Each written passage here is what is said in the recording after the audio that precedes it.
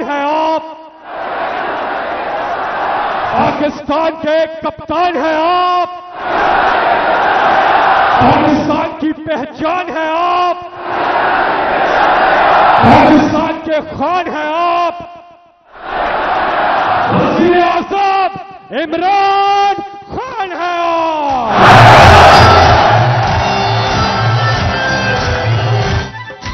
तेरा पाकिस्तान है, ये मेरा पाकिस्तान है, तेरा पाकिस्तान। बिस्मिल्लाहिर्रहमानिर्रहीम। इय्याका नअबुदु व इय्याका नस्तईन। मेरे पाकिस्तानियों, मैं सबसे पहले तो अल्लाह का शुक्र अदा करता हूं कि उसने आपके दिलों में डाला कि हर किस्म की रुकावट के बावजूद आप इतनी तादाद में आज मीनार पाकिस्तान यहां आए और मुझे सुनने आए। और इंशाअल्लाह आज जो मैं आपसे बातें करूंगा, मैं आपको ये बताऊंगा कि हमने अपने मुल्क को किस तरह इस दलदल से निकालना है, जिस दलदल में एक साजिश के तहत हमारी हुकूमत गिराई गई और इस मुल्क के बड़े बड़े जुराइम पेशा लोगों को हमारे ऊपर मुसल्लत किया गया। तो मैं आज आपको अपना प्रोग्राम दूंगा, लेकिन उससे पहले मेरे पाकिस्तानियों, एक चीज तो वाज़ेह हो गई, जो भी आज पावर में बैठे हैं उनको आज एक पैगाम जाना चाहिए कि लोगों का जुनून रुकावटों से नहीं रुक सकता, कंटेनर्स नहीं रोक सकते।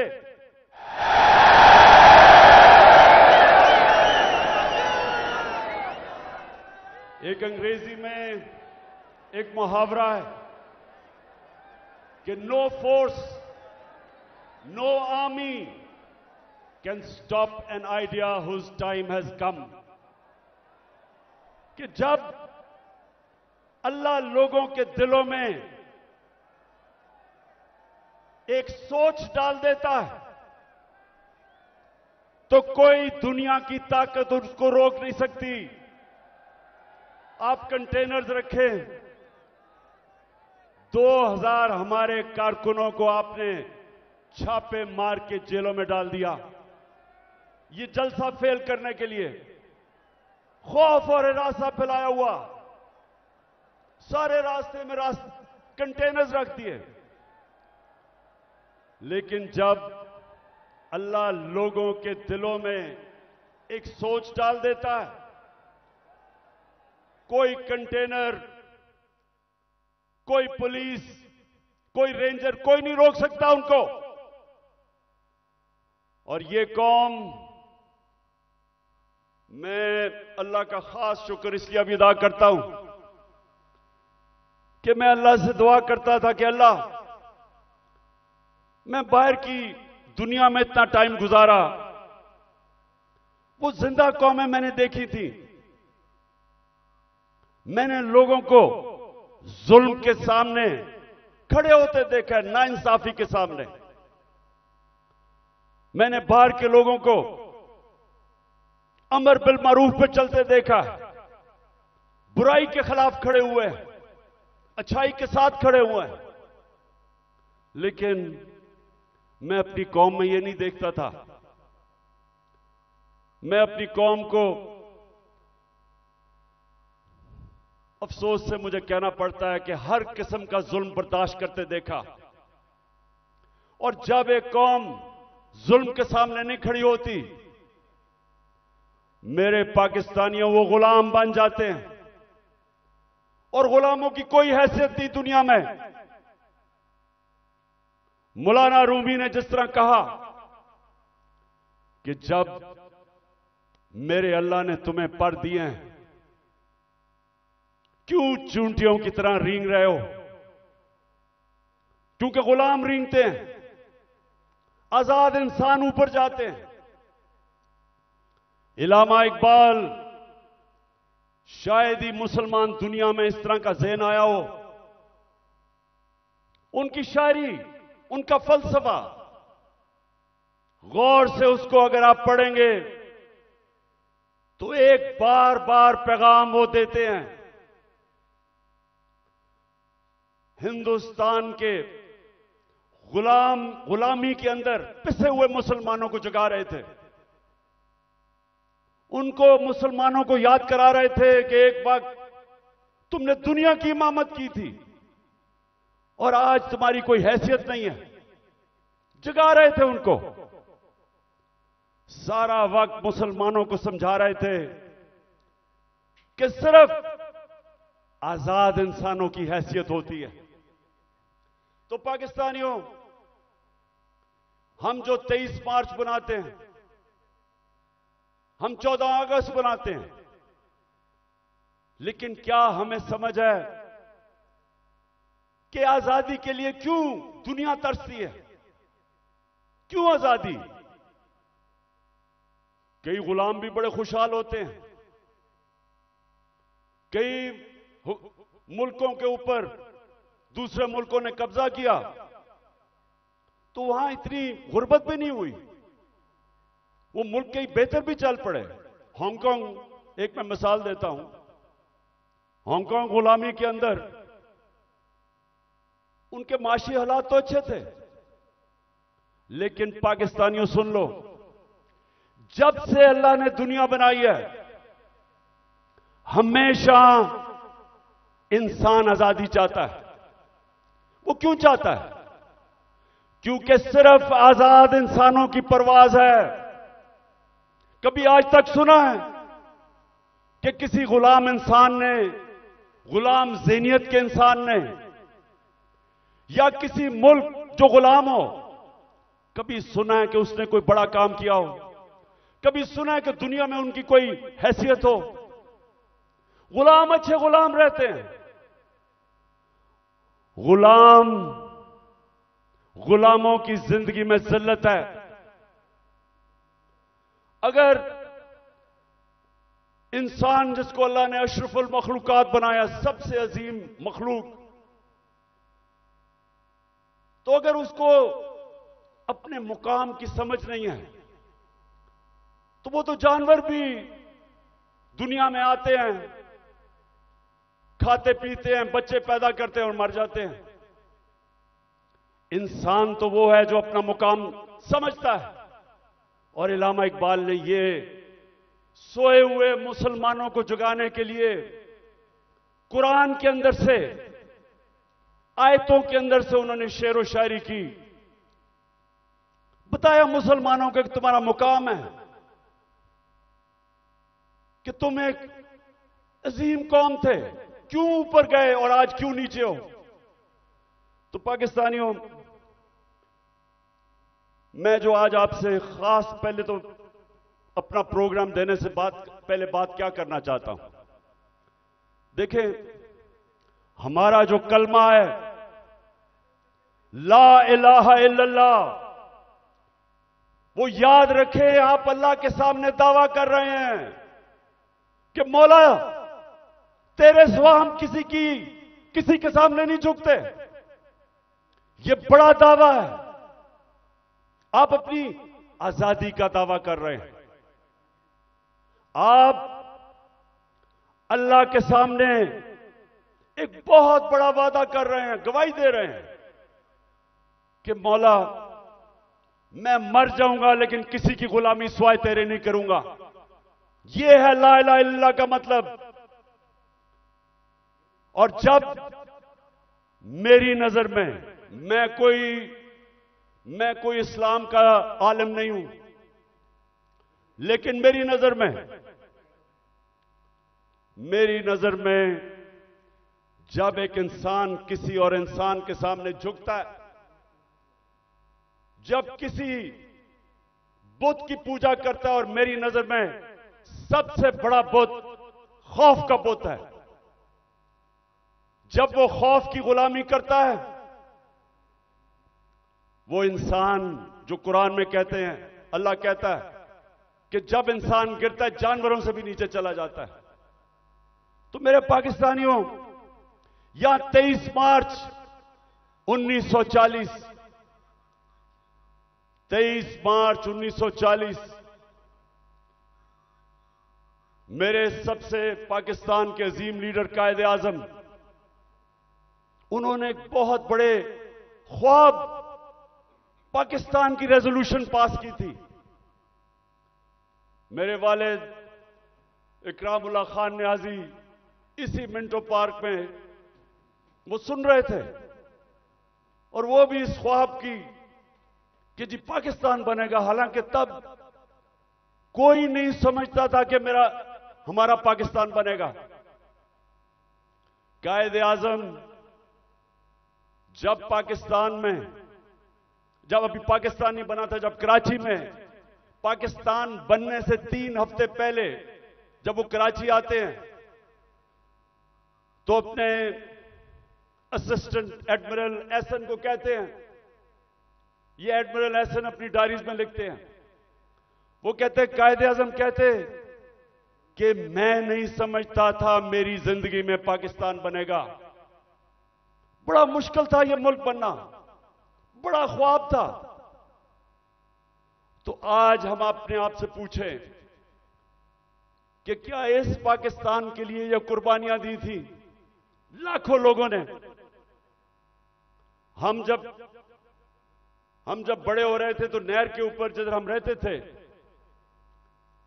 वहां मेरी वालदा बताती थी कि जब पार्टीशन हुई तो जो कत्लेआम हुई बॉर्डर के ऊपर, कहती वहां औरतें आई हुई होती थी, 10-15 औरतें इकट्ठी, आदमी कितने सारे आदमी कत्ल हो गए। सारा कोई कहानी थी कि जी मेरी बेटी उठा के ले गए, बच्चे मार दिए। यानी ऐसी दर्दनाक कहानियां थी कि किस खून की कुर्बानी से यह मुल्क बना था। और वो सब आते थे कि जी एक ख्वाब लेके आए थे पाकिस्तान का। तो हमें आज मेरे पाकिस्तानियों पूछना चाहिए अपने से कि किधर हम गलत गए, क्या वजह है कि ये वो एक अजीम मुल्क नहीं बन सका। तो मैं आज आपको सबसे पहली बात ये बताता हूं, इसलिए नहीं बना कि हम कभी आजाद ही नहीं हुए। अंग्रेज तो चला गया, लेकिन जो हमारे मुल्क के ऊपर मुसल्लत हो गए लोग, उन्होंने तो कभी आजाद नहीं किया पाकिस्तान को। और आजादी होती क्या है? एक तो होती है कि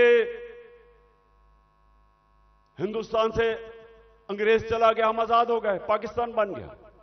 लेकिन दूसरी आजादी, और ये मैं आज आपको पहले बात करूंगा और फिर अपना प्रोग्राम दूंगा, दूसरी आजादी क्या है, जो असल आजादी है। असल आजादी आपको इंसाफ देता है। एक कौम को असल आजादी तब मिलती है जिस कौम में कानून की हुक्मरानी होती है, जिधर इंसाफ होता है। और इंसाफ का क्या मतलब? कि जिधर ताकतवर और कमजोर कानून के सामने एक बराबर, जिधर कानून कमजोर आदमी को ताकतवर से तहफ्फुज देता है। जब एक माशरे के अंदर एक मुल्क का कानून एक कमजोर को ताकतवर से तहफ्फुज देता है, वो इंसानों को आजाद कर देता है। और वही आजाद इंसान मुल्क को उठा देते हैं। तो जो आजादी हमें रूल ऑफ लॉ से मिलनी चाहिए थी, कानून की हुक्मरानी से जो आजादी मिलनी चाहिए थी, वो नहीं मिली। क्यों नहीं मिली? पहले मार्शल लॉ लग गया। मार्शल लॉ का मतलब यह कि आपका आइन खत्म हो गया। जो ताकतवर है वो फैसला करेगा कि कौन सा कानून पे वो चलेगा और कौन से पे नहीं चलेगा। तो मार्शल लॉ लग गया। शुरू में जी लोगों ने बड़ा कहा कि हमारे मुल्क के हालात बड़े बुरे थे, सियासतदान तो काम के नहीं थे। तो चले जी ठीक है, मार्शल लॉ के हमें खतरा था हिंदुस्तान से। उसके बाद जैसे ही पॉलिटिक्स वापस शुरू हुई, हमारी बदकिस्मती यह कि जो हमारे डेमोक्रेट्स आए उन्होंने भी कभी कानून की हुक्मरानी नहीं की, वो खुद अपने आप को कानून के ऊपर कर दिया। जब मार्शल लॉ आता था कानून खत्म, आइन खत्म। लेकिन जब हमारे लोग जो डेमोक्रेट्स अपने आप को कहते थे, उन्होंने भी कानून को नहीं चलने दिया, अपने लिए एनआरओ ले लिया, बाकियों को चोरों को बेशक पकड़ो लेकिन हम कानून से ऊपर है। तो जब कानून की हुक्मरानी नहीं आई पाकिस्तान में, लोग तो आजाद नहीं हुए। तो यहां जंगल का कानून रहा है, जो ताकतवर है वो जो मर्जी कमजोर के खिलाफ करे, वो कमजोर बेचारा बेबस है, क्योंकि मुल्क का कानून उसकी हिफाजत ही नहीं करता और इसलिए लोग गुलाम रहते हैं। आज आप अपने पाकिस्तानी जो यहां से गए हैं बरतानिया, जो यूरोप गए हैं, जो पाकिस्तानी मुल्क से बाहर गए हैं, उन मुल्कों में जिधर हकीकी जमहूरियत है और हकीकी आजादी है, पूछे उनसे कि क्या उनके मुल्क में कब्जा ग्रुप होता है? कब्जा ग्रुप वो होता है जो ताकतवर कमजोर की जमीन पे कब्जा करता है और कानून बेबस होता है। जिस मुल्क के अंदर ताकतवर कमजोर के ऊपर जुल्म कर सके, उनको बनाना रिपब्लिक्स कहते हैं। और जो मुल्क खुशहाल हैं, जिधर हम कोशिश करते हैं यहां से लोग वीजा लेके जाने के लिए, वहां क्या फर्क है? उधर एक लफ्ज इस्तेमाल आजकल हो रहा है, level playing field. Level playing field का मतलब यह नहीं है कि इमरान खान के हाथ पीछे बांध लो और दूसरे को सारा इंतजामिया सारी उसकी मदद करे और तब इलेक्शन लड़ाओ। लेवल प्लेइंग फील्ड का मतलब होता है कि कमजोर और ताकतवर कानून के सामने बराबर। इसलिए वो माशरे खुशहाल हैं। हमारा मसला क्या है? हमारा मसला यह है कि हमारी बदकिस्मती है। बेचारे गांव के अंदर जाओ, आदमी थाना कचहरी पटवारी वो ठोकरे खाता फिरता है। इंग्लैंड के अंदर, यूरोप में क्यों नहीं थाना कचहरी पटवारी? वहां क्यों नहीं है? क्योंकि इंसाफ है।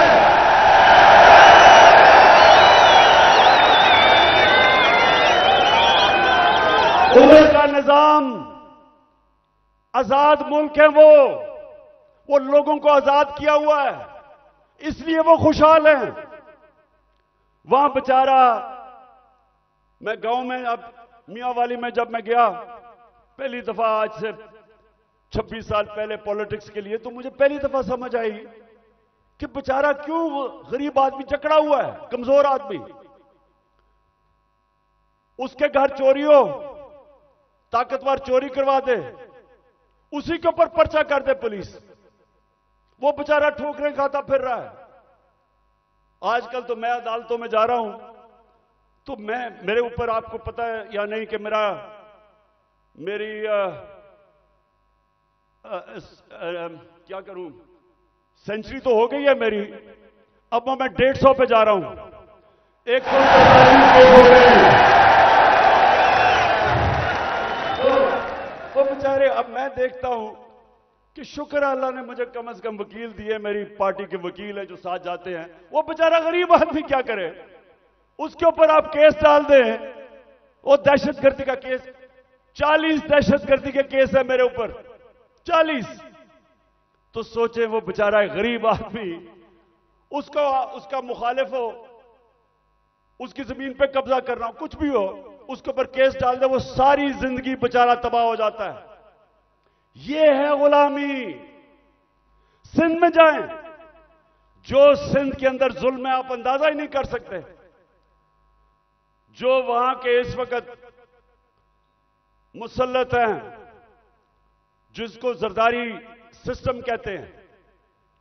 कोई लोग उनके सामने बेबस हैं, मजाल नहीं है कुछ कर सके।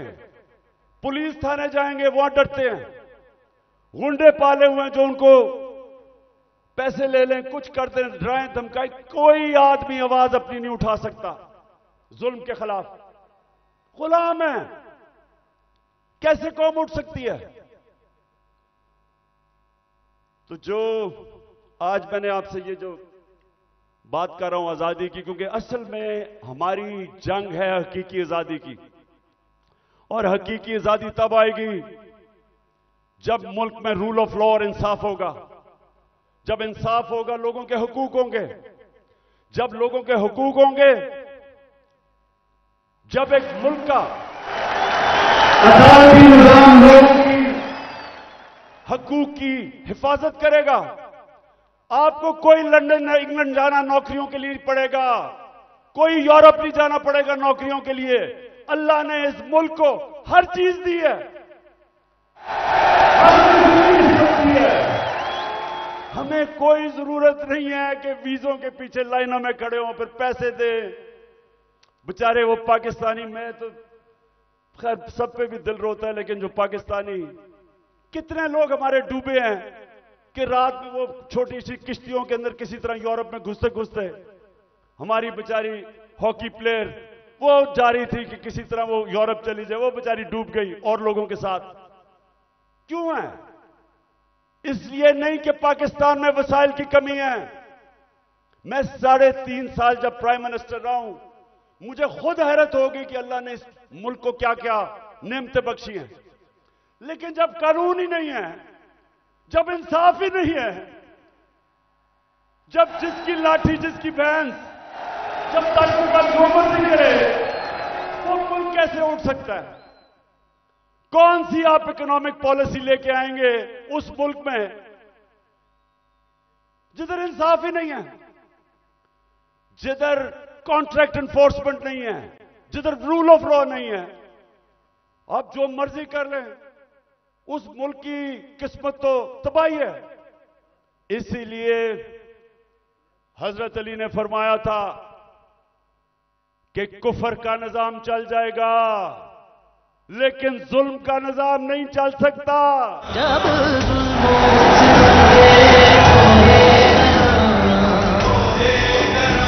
रुई की तरह उड़ जाएंगे हम महकूम के पांव तले, ये धरती धड़ धड़ धड़केगी और अहले हुक्म के रुख पे जब बिजली कड़कड़ कड़केगी हम देखेंगे। अच्छा मेरे पाकिस्तानियों, मैं एक तारीख का तालिब इल्म हूं। मैंने शुरू में जैसे मैं प्राइम मिनिस्टर बना, मैंने अपनी कौम को समझाने की कोशिश की कि मेरा जो अल्लाह है,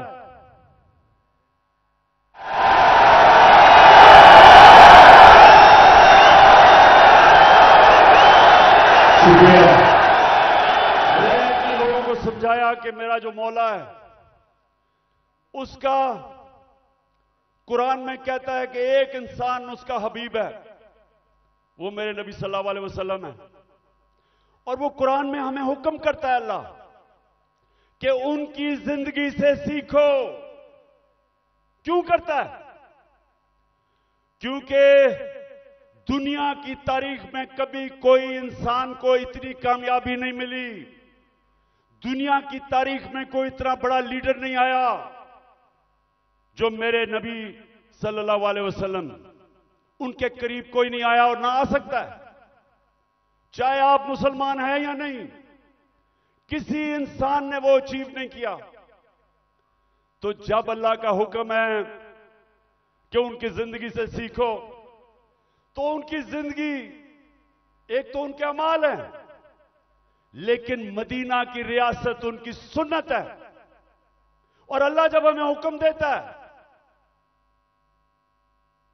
कि वो जो रियासत बनाई थी मदीना की दुनिया की इमामत की उन लोगों ने वो क्या चीज थी, वो क्या असूलों के ऊपर वो खड़ा किया था मदीना की रियासत, कि वो अरब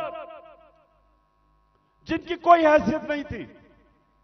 ये जरा जो आप में से तारीख जानते हैं जरा ये याद रखें, मैं बार बार लोगों को समझाता हूं कि 625 जंगे बदर,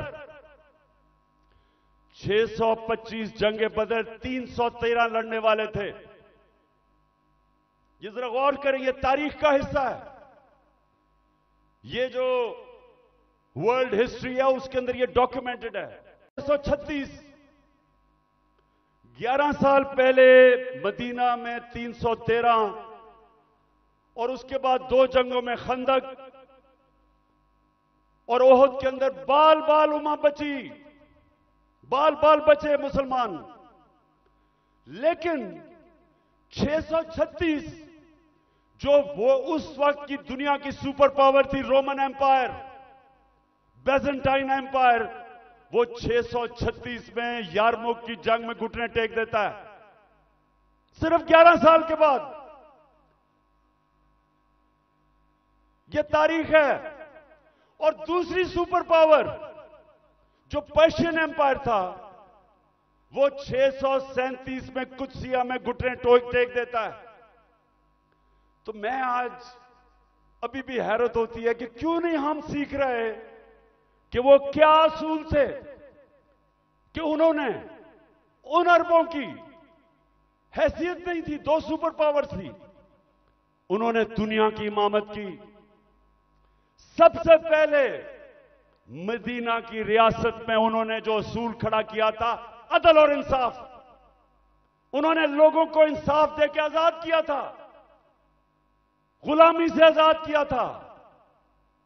जब इंसाफ मिला उन लोगों को, इंसान बराबर हो गए कानून में।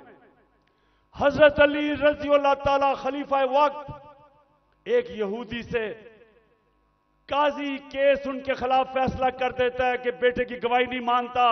यह मुसलमानों का इंसाफ था।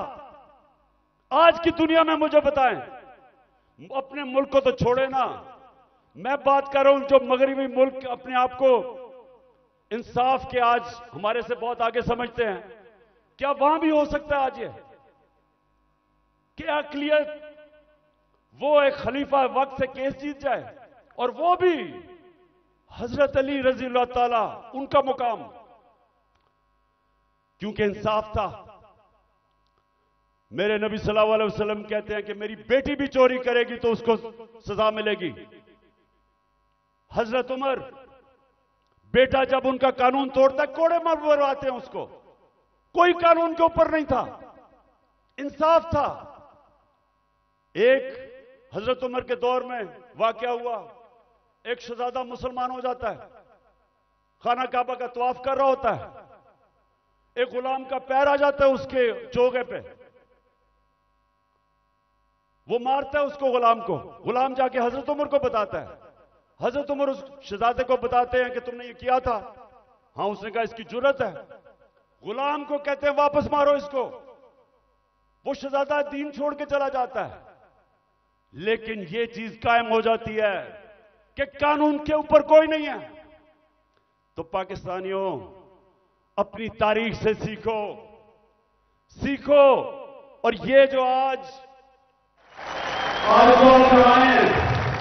मैं आज आपको उस नए दौर की तरफ लेके जा रहा हूं कि जब तक इस मुल्क में कानून की हुक्मरानी नहीं आएगी, हमारी जिंदगी में जिल्लत है। वो प्राइम मिनिस्टर भीख मांग के फिर रहा है, ठोकरें खा रहा है।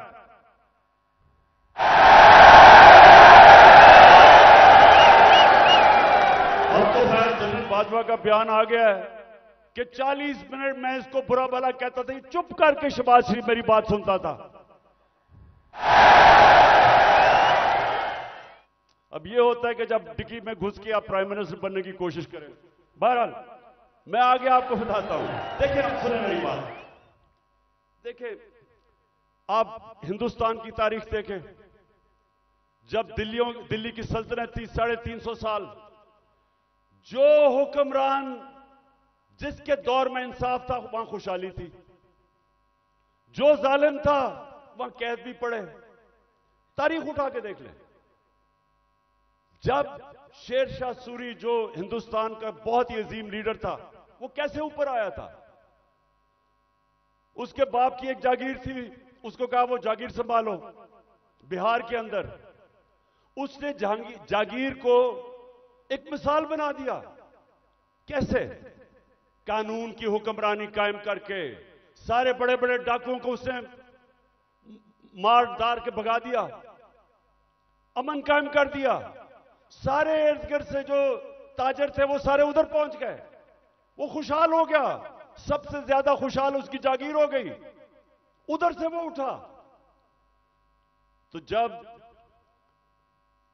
विंस्टन चर्चिल जब दूसरी जंग अजीम में तबाह हो रहा था बरतानिया, तो उससे जब लोगों ने आके पूछा कि जी हम बच जाएंगे, हिटलर की फौजें पहुंच गई हैं, यूरोप फतह कर लिया है, या बमबारी हो रही है, क्या हम बच जाएंगे? तो चर्चिल ने कहा कि क्या हमारी अदालतें इंसाफ दे रही हैं? जब उन्होंने कहा हां, तो कहता कोई ताकत नहीं हमें हरा सकती। तो मेरे पाकिस्तानियों ये याद रखें कि जो जुल्म का निजाम है, ये आप फैसला करना है कि आपने उसका मुकाबला करना है। तो मैं अब आपको बताना चाहता हूं कि ये जो जुल्म का निजाम मौजूदा पाकिस्तान में वो है क्या। जरा अब मैं थोड़ी एक दो वीडियोस आपको दिखाऊंगा ताकि आपको पता चले कि यहां किस किस्म का जंगल का कानून है आज, या जंगल का कानून है, यहां कोई किसी को परवाह नहीं है कि कानून मुल्क का है या क्या है।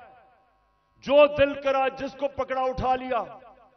2000 हमारे कारकुनों को उठा लिया इन्होंने, रातों को गए, घरों से उठा लिया। वो बेचारी डॉक्टर रुबीना अपनी क्लिनिक में बैठी थी, उसको उठा के ले गए। वो मैं भी आपको बाद में आता हूं, पहले मैं जरा आपको बताना चाहता हूं कि ये हुआ क्या हमारे साथ। पहली दफा 25 मई में हमने एक मार्च की इस्लामाबाद।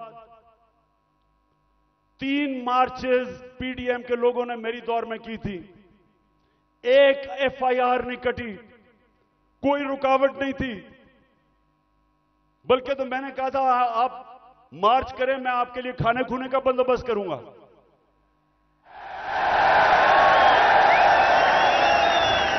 और मुझे बेचारे बिलावल पे बड़ा अफसोस था, वो मुझे डर था रोई ना पड़े, तो मैंने कहा मैं तुम्हारे लिए खाने का बंदोबस्त कर दूंगा।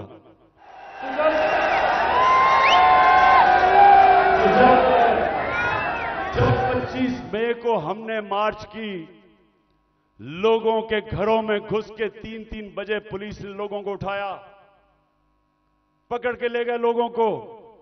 वो हमने जो कभी तसव्वुर नहीं किया पाकिस्तान में होगा। वहां जाके इन्होंने जो शेलिंग की, जो इन्होंने लोगों से जुल्म किया, औरतें बच्चे, वो सारी हमारे पास डॉक्यूमेंटेड है। फिर अब इस साल आ जाए 8 मार्च को हमने परमिशन लेके अपनी इलेक्शन की रैली शुरू की, जमान पार्क से शुरू करनी थी।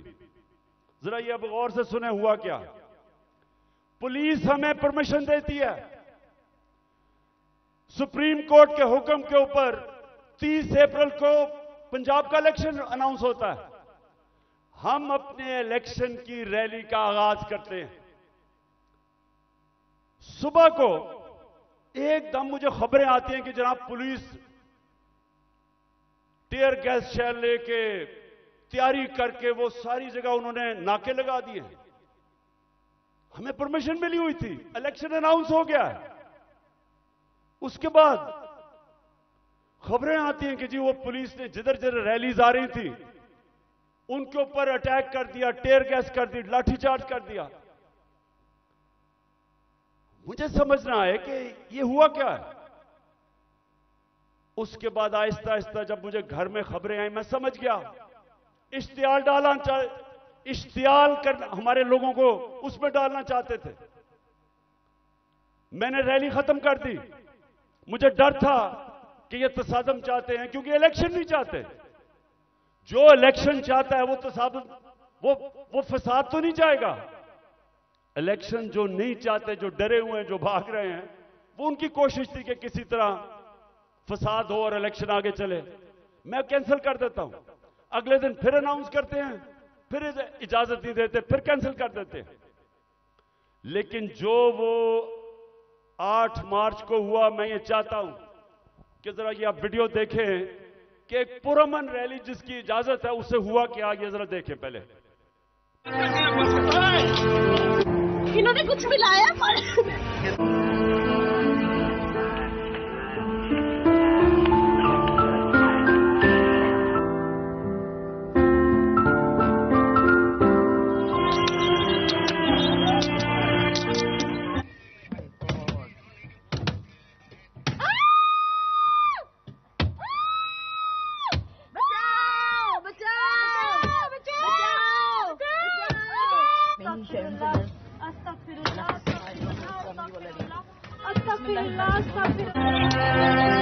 गाड़ी तोड़ी है, मेरे कपड़े फाड़े हैं।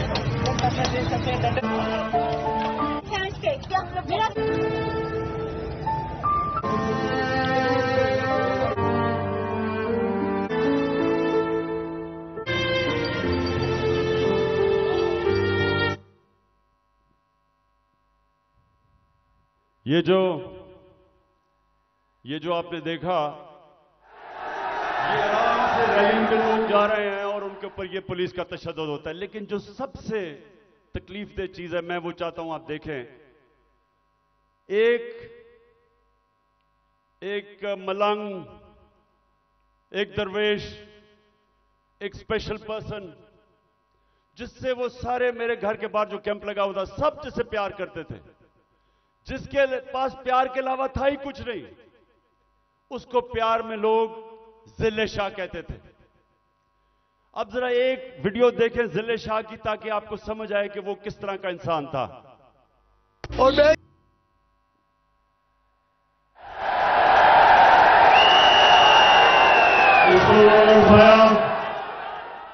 और लोगों को भी पकड़ा, इसको उठाया। और मेरे ख्याल में इन दरिंदों को समझ नहीं आई कि वो स्पेशल चाइल्ड है। इन्होंने उसको मारा होगा, उसने आगे से इस तरह की बातें, क्योंकि उसके पास तो वो तो एक जुनूनी आदमी था, अपनी दुनिया में रहने वाला। इन्होंने उसके ऊपर तशद्दुद किया। पोस्टमार्टम रिपोर्ट के मुताबिक 26 जगह इन्होंने उसको तशद्दुद किया और उसको मारा। उसके जो जख्म थे वो सारे सोशल मीडिया पे थे। और जिले शाह को इन्होंने मार के सड़क के किनारे फेंक दिया। और ये बेगैरतों ने सिर्फ ये नहीं किया, उसका कत्ल का केस मेरे पे डाल दिया कि इमरान खान ने कत्ल कर दिया। और ये मैं पाकिस्तानियों को बताऊं, किसी आजाद मुल्क में ये नहीं हो सकता। ये सिर्फ गुलाम मुल्कों में होता है, जिधर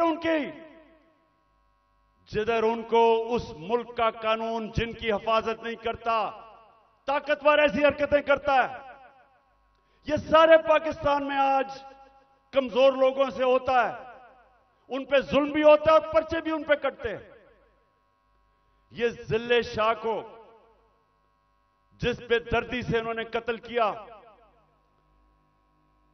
मेरे पाकिस्तानियों, मैं तो अल्लाह के सामने ये वादा कर बैठा हूं कि अल्लाह मुझे जिंदगी दे, जिन्होंने इसको कत्ल किया था, इनको इस मुल्क में कानून के तहत, वैसे नहीं, दिल तो मेरा करता है वैसे इनको बंदोबस्त करूं, लेकिन कानून के तहत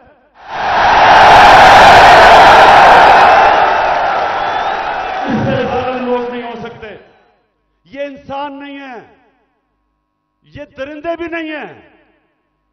ये कैसा, ये इनके जो ज़हन है, ये बीमार लोग हैं। और इन्होंने उसके बाद मेरे पे कत्ल का केस किया। उसके बाद 3 दिन के बाद इनको अकल आई, फिर कहते एक्सीडेंट में मर गया। उसके बाद क्या हुआ, आप जरा आगे सुने। उस दिन यह हुआ 14 मार्च मेरे घर एक वारंट लेके आ गया।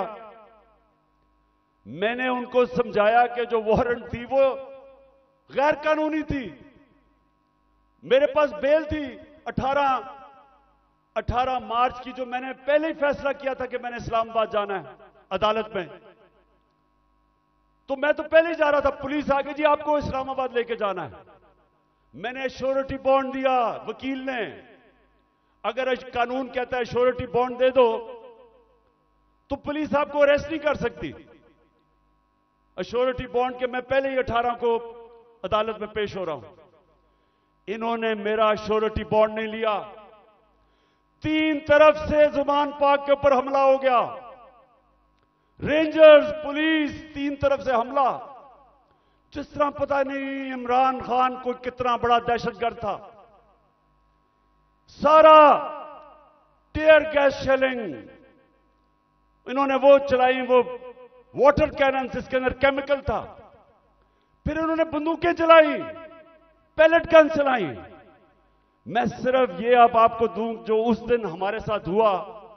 मुझे पहली दफा पता चला पाकिस्तानियों कि फलस्तीन के लोगों के ऊपर इस्राइल क्या करता है, कि कश्मीर के लोगों के ऊपर हिंदुस्तान क्या करता है। मुझे ऐसे एहसास हुआ कि क्या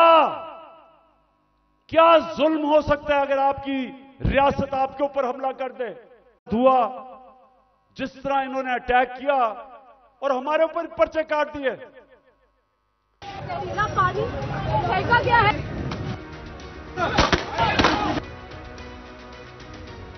गाड़ी में ले आओ भाई। ये शेल है जो फायरिंग करती है उन्होंने सीधी। 2 घंटे से लड़ रहे हैं उनके साथ।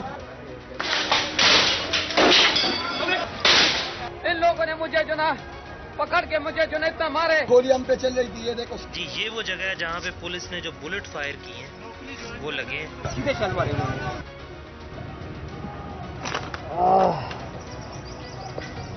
ये इन्होंने शेलिंग शुरू कर दिया।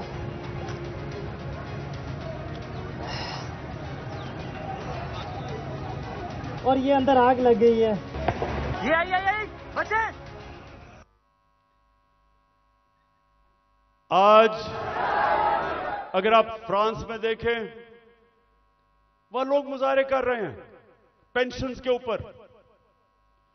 कभी आपने टीवी के ऊपर देखा वो चीजें भी जला रहे हैं, वो गाड़ियां भी जला रहे हैं। कभी आपने देखा कि पुलिस उनके ऊपर फायरिंग कर रही है या रेंजर्स? कभी आपने देखा कि उनको लोगों को अगवा करके लेके जा रहे हैं गैर, और फिर तशद्दुद कर रहे हैं उनके ऊपर? कभी फ्रांस के अंदर यह नहीं होगा, क्योंकि वो लोग आजाद हैं। उनके कानून उनकी हिफाजत करता है, उनको इजाजत देता है कि पुरअमन एहतजाज करो। और हम तो एहतजाज भी नहीं कर रहे थे। लोग क्यों मेरे घर के बाहर आए? क्योंकि लोगों को पता था कि ये मुझे अरेस्ट जो करने आए हैं वो गैर कानूनी है। और लोगों को यह भी पता था कि ये जेलों में डाल के तशद्दुद करते हैं। सारे लोगों को पता था कि जो आजम स्वाति से क्या किया, जेल में डाल के कपड़े उतारे, तशद्दुद किया एक 75 साल आदमी को। कोई शर्म नहीं इनको आई। क्या पाकिस्तान का आईन राइट टू डिग्निटी देता है? किसी को इजाजत नहीं देता कि किसी को नंगा करके उसको जलील करो, उसकी वीडियो बनाओ। उससे पहले शहबाज गिल, उसको उठा के ले गए। 2 दिन उसको पकड़ के उल्टा लटकाया, उसको नंगा किया, उसके ऊपर हर किस्म का तशद्दुद किया। फिर सोशल मीडिया के लड़कों को पकड़ के ले गए। कितने लड़कों को लेके गए, उनके ऊपर यही उन्होंने किया। पता नहीं इन बेगैरतों को नंगा करने का क्या शौक है।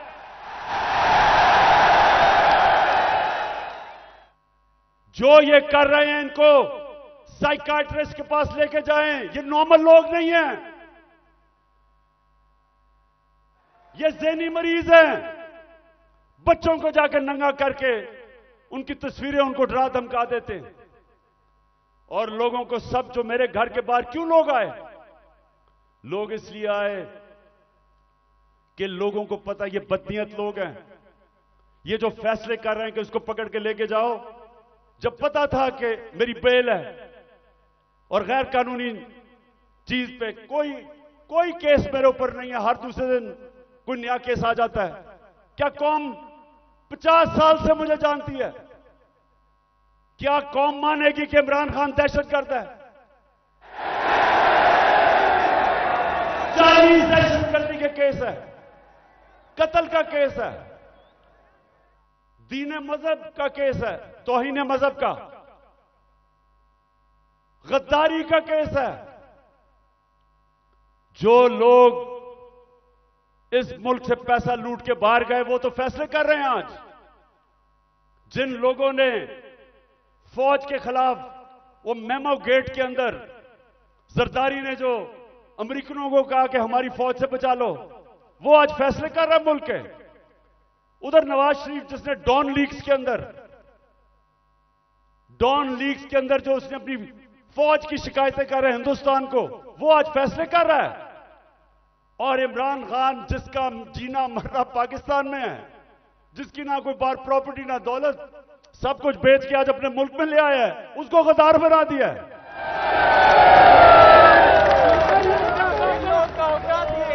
तो लोगों ने, और मैं आपको एक और वाकया बताऊं, इतनी 26 घंटे मेरे घर के ऊपर हमले हुए, आखिर में इतनी टेयर गैसिंग की, रेंजर्स आ गए, 72 बंद गाड़ी ले आए मेरे घर के बाहर, आर्मड कार के, पता नहीं कलभूषण से भी ज्यादा बड़ा कोई गद्दार बैठा हुआ है वहां। तो आखिर में लड़के थक गए, वो सारे डरे हुए थे कि इनकी नीयत ही नहीं ठीक। पहले इन्हीं लोगों ने तो पहले मुझे कत्ल करने की कोशिश की है, अब यही लोग अब मुझे जेल में लेके जाएंगे, सब डरे हुए थे। तो मैंने जब सुबह आखिर में इन्होंने एक इतनी बड़ी वारदात की जो आर्मर्ड कार के साथ आ गए, तो मैंने उनको सबको कहा, 50 लड़के रह गए थे, मैंने उनका देखो बात सुनो, मैं यहां खून नहीं चाहता, तो मैं अपना बैग पैक किया हुआ था, मैं क्या मैं जा रहा हूं, मैं अपने आप को हिरासत में देने लगा हूं क्योंकि मैं नहीं चाहता आपका किसी का खून हो। वो सामने लेट गए, उन्होंने कहा हमने नहीं जाने देना कि ये आपको मार देंगे। और जो इन्होंने किया है, हमारे लोगों को जिस तरह उठा के तशद्दुद किया है, वो ठीक कह रहे हैं। ये जो आज पाकिस्तान में हो रहा है ये तो कभी हुआ ही नहीं है। 2000 लोग हमारे उठाए इन्होंने, और कैसे लोग उठाए, अजहर मशवानी, सोशल मीडिया का बेचारा नौजवान, उसको पता ही नहीं कि किधर उठा के ले गए। उसके मां बाप की मुझे मैसेजेस आ रही हैं कि जी वो मेरा बेटा किधर गया, उसकी बहनें कर रही हैं, भाई आए हैं। उसको हसान न्याजी, मेरा भांजा, इंग्लैंड से बैरिस्टर बन के आया कि जी मैं पाकिस्तान की खिदमत करूंगा, वो बेल लेके आया, उसको उठा के ले गए। और क्योंकि वो मेरा भांजा था, उसके ऊपर उन्होंने तशद्दुद किया। वही उन्होंने जो किया कि उसको जलील करने के लिए जो सबसे करते हैं बेगैरत लोग, कि शर्म नहीं आती कि आप उनके कपड़े उतारें और आप उनको जलील करें। जलील तो आप हैं, अल्लाह कभी जलील नहीं होने देता किसी को, उसके हाथ में इज्जत और जिल्लत है। काबू पा चुका था, धमकियों के बावजूद वो खड़ा था राय हक पे, मुल्क से बाहर गया, कत्ल करवा दिया। साबिर शाकिर मुल्क से बाहर है, डॉक्टर पीरजादा वो मुल्क से बाहर है। जो आदमी इमरान खान की कोई पॉजिटिव चीज उसके पीछे पड़ जाते हैं। बोल चैनल, उसके सरबराह को पकड़ के जेल में डाला, तशद्दुद किया। ARY के ऊपर पूरा जोर लगाया हुआ कि इमरान खान को ना दिखाओ। सिर्फ जो इनके बिके हुए पालतू चैनल्स, उनको सारा वो चले, जो प्रोपेगेंडा इमरान खान, वो ठीक है। लेकिन जो थोड़ी पब्लिसिटी देते जो सहाफी, सोशल मीडिया, उनके पीछे पड़ जाते हैं। कब पाकिस्तान में इस तरह की सख्ती थी? और कोशिश किसी तरह कर रहे हैं कि लोगों के ऊपर इतना खौफ तारी हो जाए, लोग इतना डर जाएं कि लोग इन जालिमों को कबूल कर लें। तो मेरा आज अपनी सारी कौम को पैगाम है ये कि देखें, ये जो खौफ है, मैं जो नजर देख रहा हूं अपने मुल्क में, उन्होंने आज भी कहा कि जी दहशतगर्दी होगी, सिक्योरिटी, मैं देख रहा हूं इतनी ख्वातीन आई हुई है, उसके बावजूद क्योंकि खौफ के ऊपर काबू पा लिया है, कौम आजाद हो रही है। और ये कौम जिस तरफ अब निकल गई है, कोई लोग जो ऊपर समझता है कि इनको गुलाम बना सकता है, उसको गलतफहमी में नहीं रहना चाहिए। ये अब वो कौम और इंशाअल्लाह उस रास्ते पर निकल गई है जो एक बड़ा अजीम ख्वाब पाकिस्तान का था। पाकिस्तान का अजीम ख्वाब सिर्फ आजाद पाकिस्तानी बना सकते हैं, गुलाम नहीं बना सकते।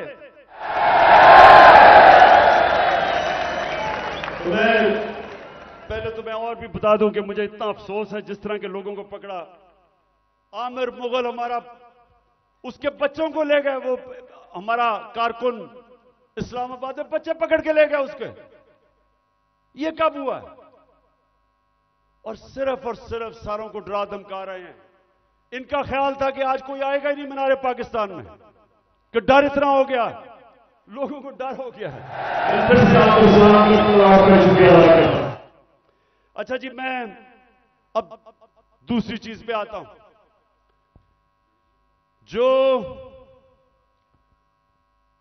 जो इन्होंने, अच्छा मुझे जब बुलाया इस्लामाबाद, अच्छा उससे पहले मैं बताऊं कि मैं जब इस्लामाबाद जाना था 18 तारीख को, इन सबको पता था कि मैं पहले अदालत में गया था। उससे पहले 17 की शाम को अदालत ने मुझे कहा था कि अब कोई पंजाब पुलिस आपके घर कुछ नहीं करेगी। उन्होंने कहा कि सर्च वारंट अगर उन्होंने लेना है तो एक एसपी का नाम लिया और एक हमारा उस वक्त शिबली फराज थे, उन दोनों के होते हुए वो मेरे घर में आके देखेंगे। उन्होंने कहा जी कोई पता नहीं, कोई असला है वहां। मैं जाता हूं इस्लामाबाद, जब इस्लामाबाद के टोल प्लाजा पे पहुंचता हूं तो पता चलता है कि मेरे घर के ऊपर दरवाजा तोड़ के कोई 50 पुलिस वाले घुस जाते हैं। अकेली बेचारी बुशरा बेगम घर पे, अकेली 3-4 मुलाजिम के साथ, और वो घर पे घुसते हैं, सारे घर के ऊपर छतों पे घर को जो चीज आती है लूट लेते हैं। और वो जो बेचारे 5-6 मुलाजिम थे उनको जिस बेदर्दी से मारते, मैं सिर्फ चाहता हूं कि एक दफा देखें कि ये इन्होंने एक आदमी छोड़ें कि इमरान एक्स प्राइम मिनिस्टर या लोग जानते हैं, किसी भी बाइज्जत किसी भी घर में अगर पता हो कि खामद घर नहीं है, बीवी एक दीनदार खातून पर्दादार, सोचें कि उसके घर में कभी ये आज तक पाकिस्तान में हुआ है?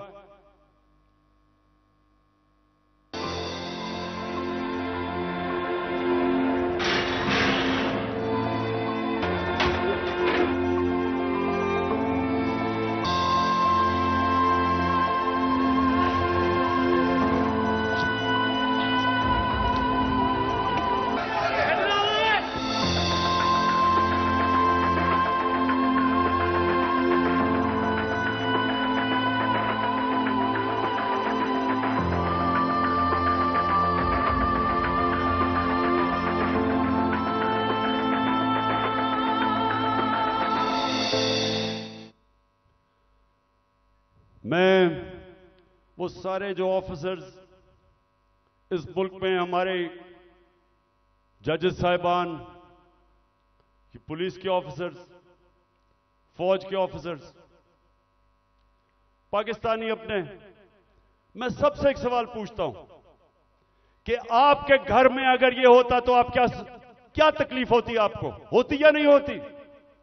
अगर आप में गैरत हो और आपकी बीवी बेचारी अकेली घर हो और उसमें इस तरह के, और ये इंसान नहीं है, वो बेचारे 5-6 नौकरों को उठा उठा के मारा, जिस तरह किसी का बाजू तोड़ दिया, एक को बेचारे खसामे को पकड़ के जेल में ले गए हैं।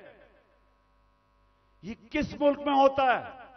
ये किसी आजाद मुल्क में नहीं हो सकता। जिन मुल्कों के अंदर कानून होता है, इंसाफ होता है, किसी पुलिस की जरूरत नहीं है ये करने की। तो अगर ये मेरे घर पे कर सकते हैं, किसी के घर पे भी ये इस तरह अटैक कर सकते हैं। इसका मतलब कि यहां तो जंगल का कानून है, अगर आपके पास ज्यादा ताकत है आप कुछ भी कर दें। मैं पहुंचता हूं इस्लामाबाद, आप ये भी सुने, मुझे नहीं पता था कि इन्होंने प्लान बनाया हुआ है। मैं समझा मुझे पकड़ने अरेस्ट कर लेंगे, मुझे नहीं पता था कि वहां मारने का प्रोग्राम बनाया हुआ है। मैं वहां से जब जुडिशियल कॉम्प्लेक्स पे गया, सारे रास्ते टीयर गैसिंग कि किसी तरह इमरान खान अकेला हो जाए, लोग इसके साथ ना हो। लोग आके घरों से लोग निकल के साथ चलना शुरू हो गए, उनके ऊपर टीयर गैसिंग। अब मैं आखिर में पहुंचता हूं अपनी हाजिरी लगाने के लिए अदालत में। 5 घंटे लगते हैं मुझे टोल प्लाजा से इस्लामाबाद से जुडिशियल कॉम्प्लेक्स, जो 20 मिनट का रास्ता था। सारा रास्ता पुलिस और रेंजर्स के, जिस तरह कालभूषण से भी बड़ा, जिस तरह मैंने कहा कोई दहशतगर्द आ रहा है। 40 मिनट में बाहर खड़ा रहता हूं और जब बाहर पहुंच रहा होता हूं तो ऊपर से पुलिस पत्थर फेंक रही होती है, लोगों को इश्तियाल दे रही होती है कि किसी तरह वहां तसादम हो, और तसादम के अंदर इमरान खान को कहें जी वो मुर्तजा भुट्टो टाइप कत्ल हो गया। जरा ये सोचें कि ये कभी किसी पाकिस्तान के पॉलिटिकल पार्टी के हेड से हुआ। ये अब पहले तो आप जुडिशियल कॉम्प्लेक्स से देखेंगे पुलिस पत्थर मार रही है। ये जो बोल रहे हैं जी कि पुलिस वाले पथराव नहीं कर रहे थे, पुलिस वालों ने पथराव जितना किया है इतनी इन्होंने ये देखो, ये गवर्नमेंट, ये पुलिस, ये किस तरह पत्थर मारी है, जो कि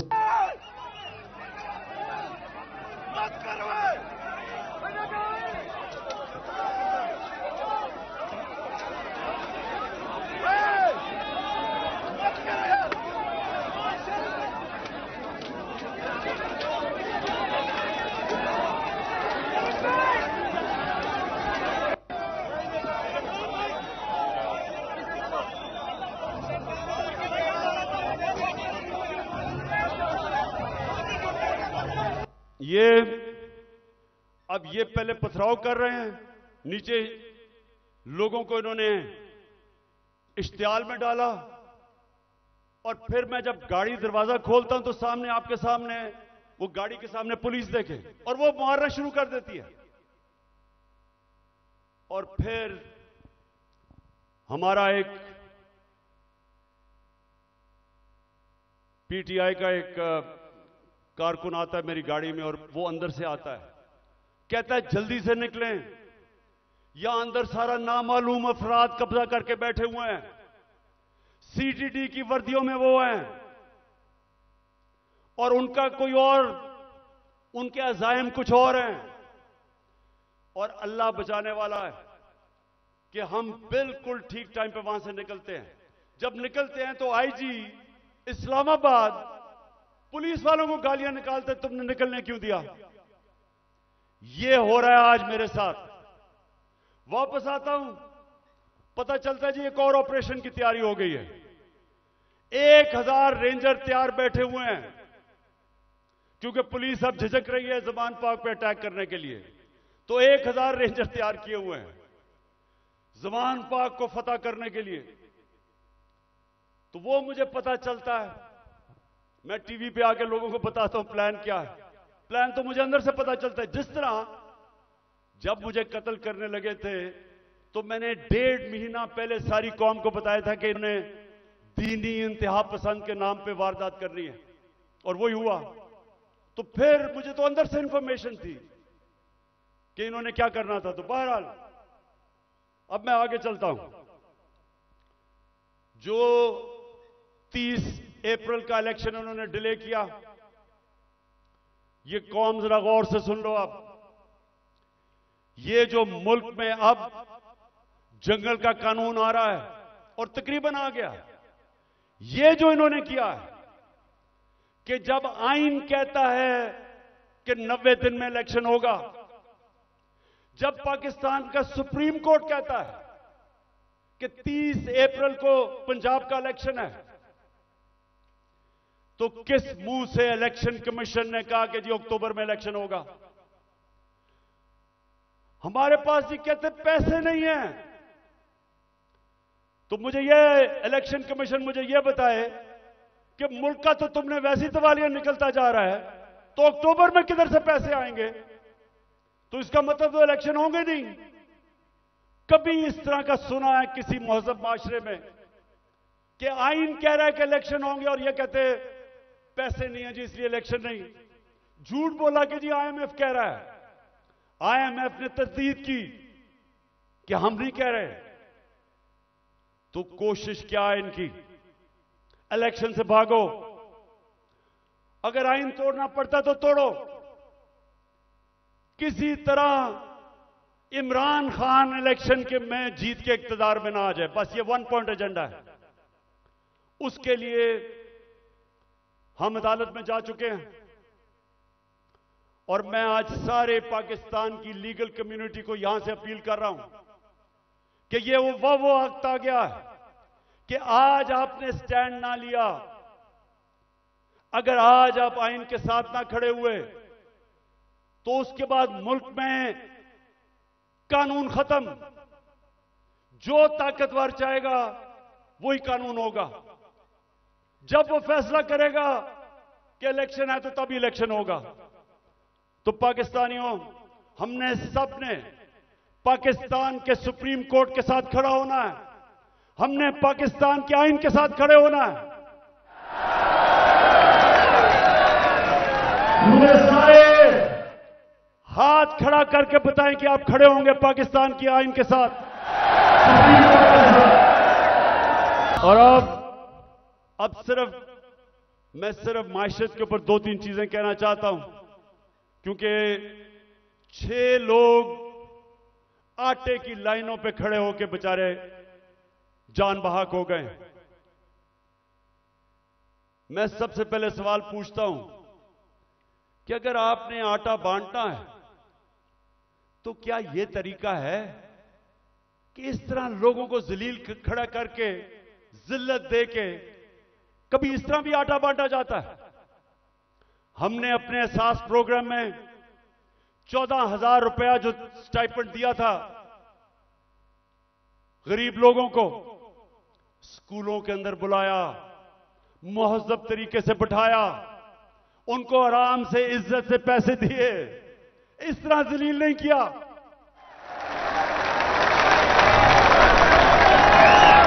और दूसरा, मैं आज सिर्फ यह सवाल पूछना चाहता हूं, 155 रुपए का मिल रहा है 1 किलो। क्या हुआ? कौन सी क़यामत आ गई कि 3 गुना ज्यादा आटा बढ़ गया?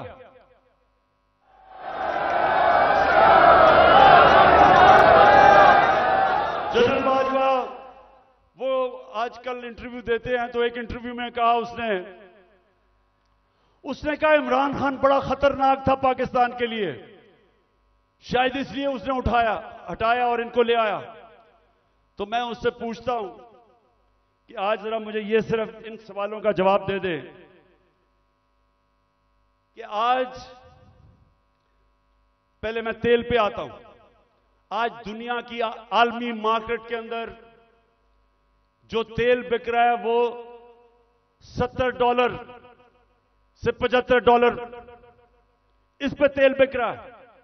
हमारे दौर में $110 से $115 पे था। अब मुझे यह बताएं कि हम तो 150 रुपए लीटर डीजल और पेट्रोल तकरीबन 150 रुपए का बेच रहे थे, आज क्या हो गया है? आज होता है कि 293 रुपए का डीजल और 272 रुपए का पेट्रोल, तो दुनिया में तो तेल तकरीबन आधा हो गया है। तो हमें यह समझाएं कि आटा भी उस्मानों पे। आज जो पाकिस्तान की जो हर हफ्ते वीक ऑन वीक जो कहते हैं एसपीआई जो महंगाई है वो 47% पे पहुंच गई है। सारे पाकिस्तान के महंगाई के रिकॉर्ड टूट गए। हिंदुस्तान, जब हमारी हुकूमत थी तो हिंदुस्तान में महंगाई 5.5% थी, पाकिस्तान में 10% के करीब थी। तो आज ये बताएं कि हिंदुस्तान में तो महंगाई गई है 6.5% और पाकिस्तान में पहुंच गई है 31%। 3 गुना ज्यादा महंगाई हो गई है। तो लोगों से पूछे, तनख्वाहदार से पूछे कि उनके ऊपर क्या हुआ। हम जब थे डॉलर, पिछली मार्च में जब इन्होंने नो कॉन्फिडेंस किया था तो डॉलर कितना था? 178 रुपए का। आज पहुंच गया 283 रुपए का। यानी अगर आपके बैंक में पिछली मार्च अप्रैल में आपका 100 रुपया था तो वो 65 रुपया रह गया है। वो जो 100 रुपया था वो सिर्फ आज 65 रुपए की चीजें खरीद सकता है। तो मैं बाजवा से पूछता हूं कि मैं तो बड़ा खतरनाक था, तो ये बताएं कि ये किसको ऊपर बैठा दिया है कि पाकिस्तान घुटनों पे पहुंच गया है।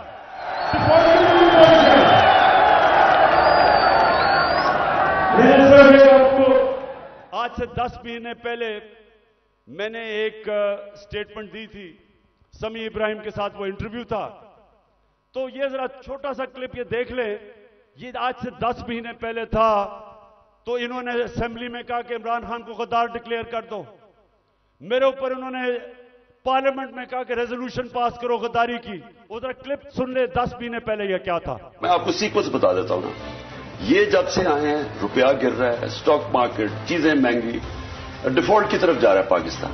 अगर हम डिफॉल्ट कर जाते हैं इसका मतलब पाकिस्तान बैंकरप्सी की तरफ जाता है। सबसे बड़ा इदारा कौन सा है जो हिट होगा? पाकिस्तानी फौज। जब फौज हिट होगी तो जो उसके बाद हमारे से कंसेशन क्या ली जाएगी? जो यूक्रेन से उन्होंने ली थी डीन्यूक्लियराइज करने की। सबसे बड़ा तो मसला उनको हमारी वाहिद मुसलमान मुल्क है जिसके पास न्यूक्लियर डिटरेंट है। जब वो चला गया फिर क्या होगा? मैं आपको आज कहता हूं पाकिस्तान के 3 हिस्से होंगे जो कि आप आम इनके थिंक टैंक्स, हिंदुस्तान के थिंक टैंक्स में देख लें।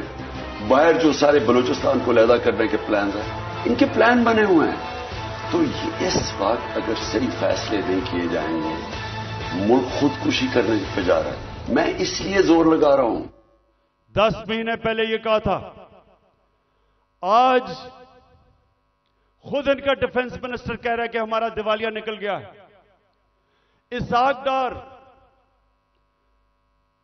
सेनेट के अंदर कहता है कि हमें आईएमएफ कह रही है कि जो हमारा लॉन्ग रेंज मिसाइल प्रोग्राम है उसको रोको। आईएमएफ ने कहा, हमने नहीं कहा। तो मेरे पाकिस्तानियों आज गौर से सुन लें। जब एक कौम माशी तौर पे जब वो गिरती है तो जैसे ही वो गिरती है उसकी नेशनल सिक्योरिटी मुतासर होती है। जब सोवियत यूनियन दुनिया की दूसरी बड़ी ताकत, सबसे बड़ी फौज, लेकिन जब माशी तौर पे वो गिरा तो वो टूट गया। हम भी आज उधर खड़े हैं। अगर हमने अभी जो मैं ये अब अगली बात आपसे करना चाहता हूं कि अगर मैं अपनी एस्टैब्लिशमेंट इस सारे पाकिस्तानियों को बताना चाहता हूं कि अगर अभी हमने इस मुल्क को ना संभाला ये सबके हाथ से निकल जाएगा। मैं आज अभी आपको अपना प्रोग्राम देने लगा हूं 10 पॉइंट का कि मैं आगे कैसे हमने मुल्क को निकालना है। तो मैं उससे पहले मैं आज पाकिस्तान की एस्टैब्लिशमेंट से सवाल पूछता हूं कि मुझे यह बताएं कि यह तो वाज़ेह है आपने फैसला किया हुआ है कि इमरान खान के ऊपर लकीर डाली हुई है। हमने जी इमरान खान को जीतने नहीं देना, ये सारा ड्रामा, सब कुछ, इलेक्शन डिले, ये सारा जो मेरे घर के ऊपर वारदात, लोगों को पकड़ा जा रहा है, मकसद एक है कि इमरान खान को हमने इक्तदार में नहीं आने देना।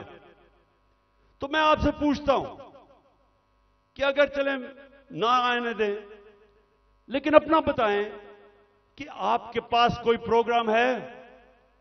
क्या आपके पास कोई प्रोग्राम है मुल्क को इस तबाही से निकालने का? क्या कोई रोड मैप है?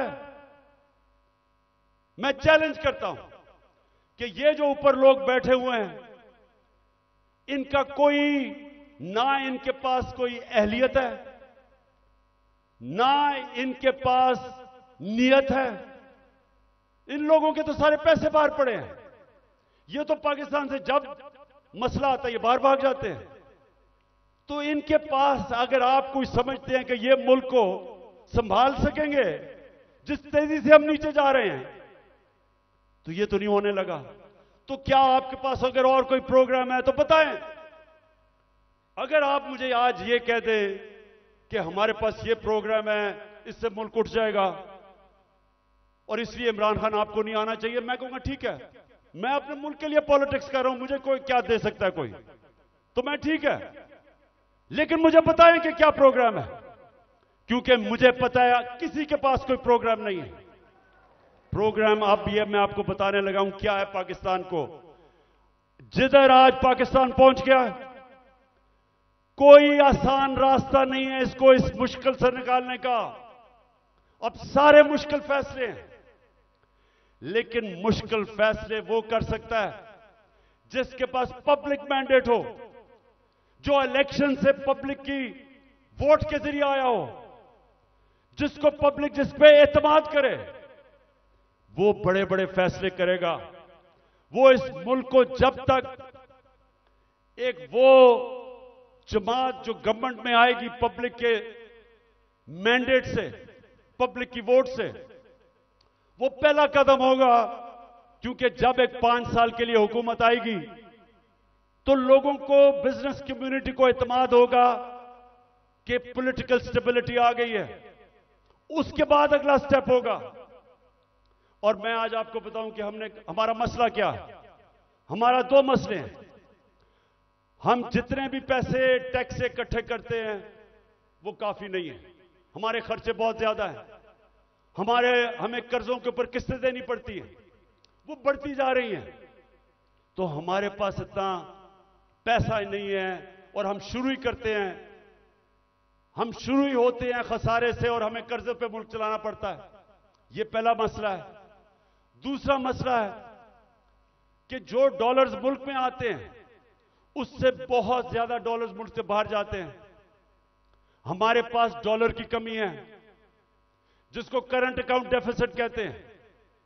हमने कभी माजी में कोशिश ही नहीं की अपनी एक्सपोर्ट्स बढ़ाने की। जो भी मुल्क तरक्की किया है, ईस्ट एशिया, चाइना, सब ने अपनी एक्सपोर्ट्स बढ़ाई हैं। एक्सपोर्ट्स बढ़ाती है तो डॉलर आते हैं। हमने कभी कोशिश ही नहीं की। हमारी इंपोर्ट्स बहुत ज्यादा हैं।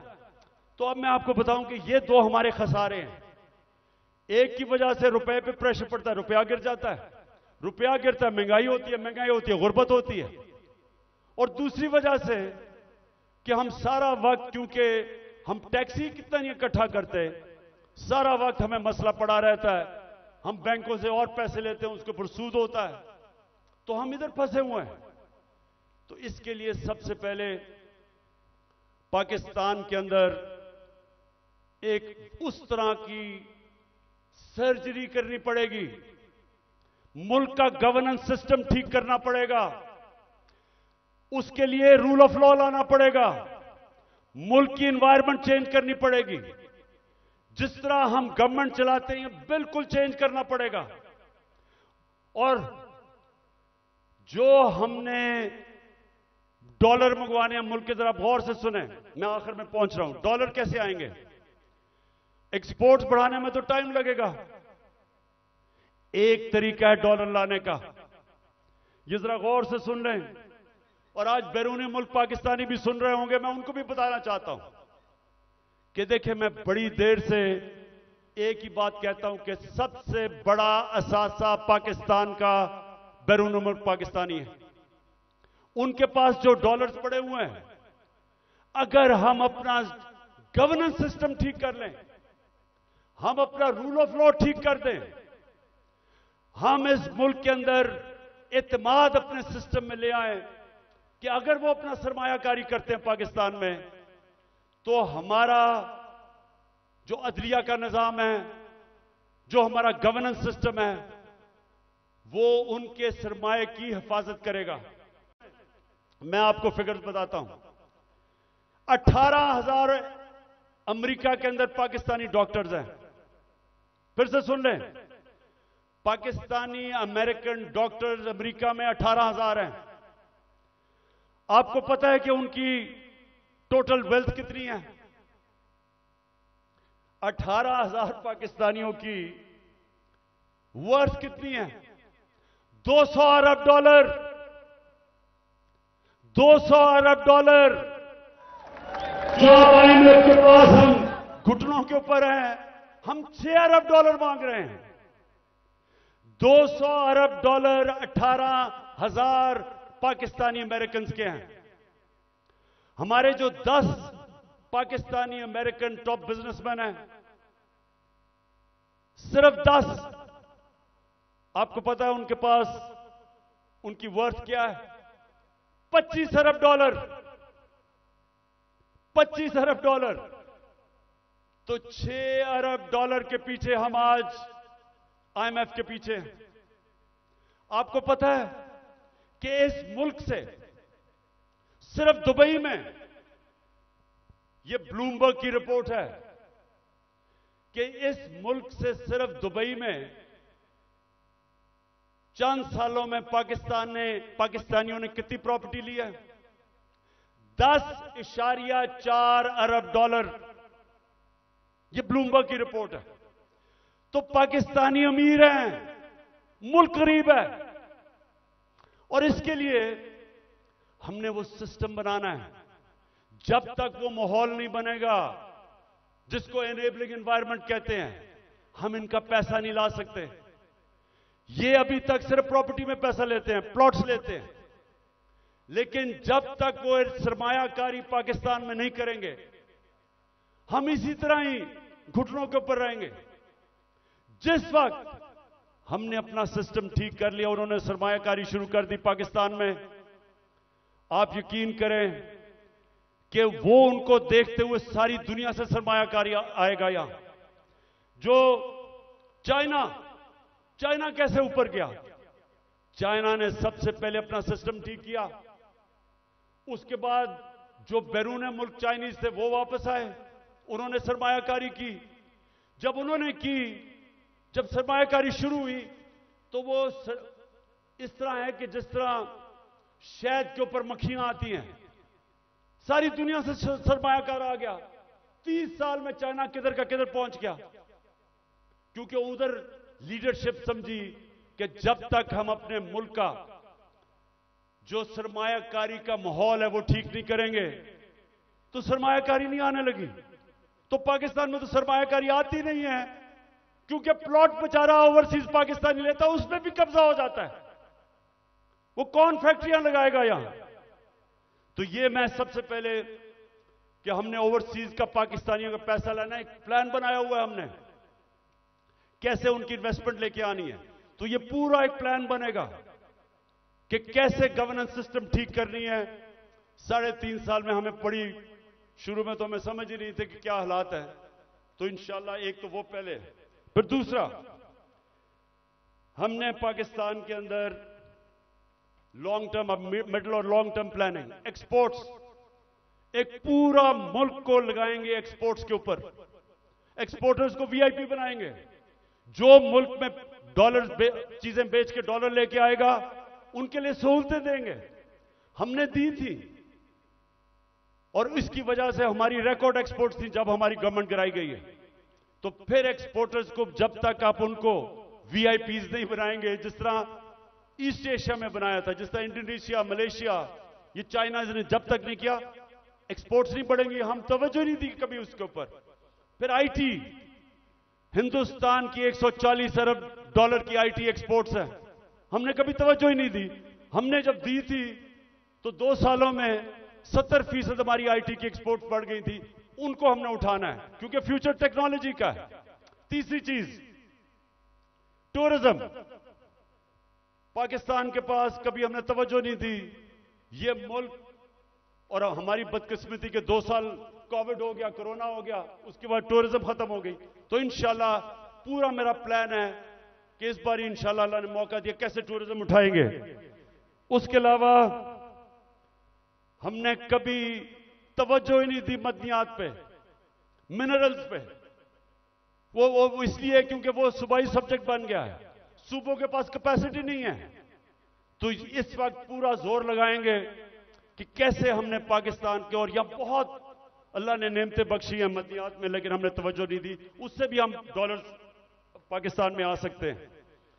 फिर इंडस्ट्री को, और खास तौर पे स्मॉल मीडियम इंडस्ट्री, ये हमने शुरू की थी और मुझे फख्र है कि हमारी 17 साल के बाद सबसे ज्यादा इंडस्ट्री बढ़ रही थी जो आज फिर बंद हो गई है। तो वो उसके ऊपर, और स्मॉल और मीडियम जो छोटा इंडस्ट्री है उसके ऊपर हमने पूरा प्लान बनाया हुआ है। फिर अपनी ज़राअत की हमने सिर्फ प्रोडक्टिविटी बढ़ानी है। चाइना के साथ हमने बात कर ली थी कि कैसे हम पैदावार बढ़ा सकते हैं, और उन्होंने आना था और बदकिस्मती फिर कोरोना की वजह से 2 साल चाइना बंद हो गया, तो उसका पूरा प्लान बना हुआ है। फिर जो बड़े बड़े पीआईए, रेलवे, गवर्नमेंट कॉरपोरेशन, ये सबसे ज्यादा नुकसान करती हैं पाकिस्तान में। जो हमारा जो पैसा आवाम पे खर्च होना चाहिए वो नुकसान पे चला जाता है, इनको रिस्ट्रक्चर करना है। ये भी हम आखिर में बना था लेकिन हमारी गवर्नमेंट चली गई, इसका पूरा प्लान है। और फिर कैसे हमने अपना टैक्स कलेक्शन बढ़ाना है। अब ये जरा सुन लें, इस वक्त 22 करोड़ पाकिस्तानियों में सिर्फ 25 लाख टैक्स देने वाले हैं। 22 करोड़ पाकिस्तानियों में 25 लाख टैक्स देने वाले हैं। हमने नादरा के साथ मिलकर आइडेंटिफाई किए 4 करोड़ टैक्स देने वाले, उनके हमने टेक्नोलॉजी का इस्तेमाल करके हमने पता चलवाया कि इतने ज्यादा टैक्स पेयर जो पैसे नहीं देते, उनके लिए, ये मैं अब आखिर में आ रहा हूं, उसके लिए हमने पूरा प्लान बनाया हुआ था, लेकिन फिर हमारी गवर्नमेंट चली गई। लेकिन जब तक हम अपना टैक्स बेस नहीं बढ़ाएंगे, जब तक हमारा टैक्स नहीं बढ़ेगा, मुल्क आगे नहीं चल सकता। तो इंशाल्लाह उसका पूरा हमारा प्लान है। उससे मैं ये भी बता दूं कि हमने रिकॉर्ड टैक्स इकट्ठा किया था अपने दौर में। और फिर मनी लॉन्ड्रिंग, ये देखें हमारी जो एलीट है मुल्क की, शायद ही किसी मुल्क में ऐसे हो कि सारी एलीट जो पैसा होता है वो बाहर भेज देती है। प्रॉपर्टीज इनकी बाहर हैं, जिस तरह मैंने दुबई में बताया, लंदन, सारी दुनिया में। तो और ये चोरी का पैसा होता है। तो जब तक हम इसको कंट्रोल नहीं करेंगे, और ये होगा रूल ऑफ लॉ से, जितना हम अपना कानून तकड़ा करेंगे, हम इतना पैसा हमारा मुल्क से बाहर चला जाता है, डॉलर्स बाहर चले जाते हैं चोरी के, हमने वो रोकना है। आखिर में इस दौरान जो मुश्किल वक्त है, आज कमजोर तबका हमारा पिस गया, तनख्वाहदार हमारा पिस गया महंगाई की वजह से। तो हमने जो चीजें शुरू की थी उसका मैं आपको बता दूं कि सबसे पहले हमने हेल्थ कार्ड, जो हेल्थ इंश्योरेंस थी, कि हर लोगों के लिए 10 लाख रुपए के लिए हेल्थ इंश्योरेंस हर खानदान के लिए किसी भी अस्पताल में अपना इलाज करवा सके, वो सबसे ज्यादा जो बंद किया गया कई जगह के ऊपर, वो फिर से हम शुरू करेंगे। क्योंकि ये आजकल के दिनों में, महंगाई के दिनों में, एक बीमारी हो जाती है घर में, सारा घर मकरूज हो जाता है। तो जो हेल्थ कार्ड है वो हमारा पूरा इनिशिएटिव है, और इंशाल्लाह वो नंबर 1 होगा कि हमने अब लोगों को कैसे तहफ़्फ़ुज़ देना है, सोशल प्रोटेक्शन कैसे करनी है। दूसरा, हमने सानिया निश्चित ने एक जबरदस्त प्रोग्राम निकाला है, और वो है हमने अब राशन देना है लोगों को। वो कैसे करना है? हमने अब पूरा डेटाबेस बनाया है। हमने देखा कि कौन कौन से खानदान, उनकी इनकम कितनी है जो मुश्किल में है। तो इसको कहते हैं टारगेटेड सब्सिडी। पूरा प्लान ये है कि उनको डायरेक्ट हम पैसा देंगे, ताकि जो गरीब लोग हैं, उनको, जो कमजोर हैं, जो मुस्तक हैं, उनको डायरेक्ट पैसा मिले। आजकल के मुश्किल दिनों में उनको खाने पीने की इतनी चीजें महंगी हैं, तो एक ये पूरा प्रोग्राम हमारा बना हुआ है। फिर हमने नौजवानों को लोन्स देने हैं, सूद के बगैर कर्जे, ताकि वो अपनी बिजनेस से शुरू कर दे। हमने कामयाब जवान में काफी किया था, लेकिन इंशाल्लाह उसको अब और आगे लेके जाएंगे। फिर घर बनाने के लिए तनख्वाहदार तबकों के लिए हमने पहली दफा पाकिस्तान में घर बनाने के लिए हाउस फाइनेंसिंग शुरू की थी। सस्ते सूद के ऊपर कर्जे, यानी अगर, क्योंकि कैश तो लोगों के पास होता नहीं है, लेकिन जितने पैसे लोग किराए पे दे रहे हैं वही किस्त बन जाए और उसी में घर उनका हो जाए। तो ये हमने पूरा स्कीम शुरू की थी, फिर से करेंगे, क्योंकि तनख्वाहदार लोगों के लिए अपना घर बनाना नामुमकिन है, वो फिर से शुरू करेंगे।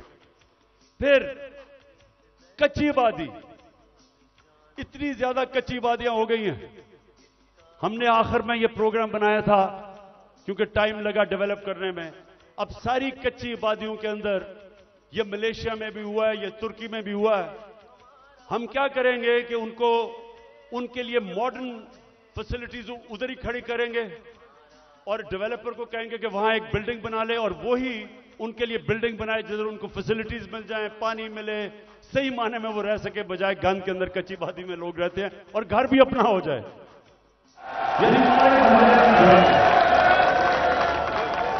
ये मेरा बड़ा देर से प्रोग्राम था, इस्लामाबाद में हम शुरू करने लगे थे, लेकिन देर हो गई। बाजवा साहब को इमरान खान बड़ा खतरनाक लग रहा था, इसलिए उसने काम कर दिया। हमने कैसे लोगों को रोजगार देना है?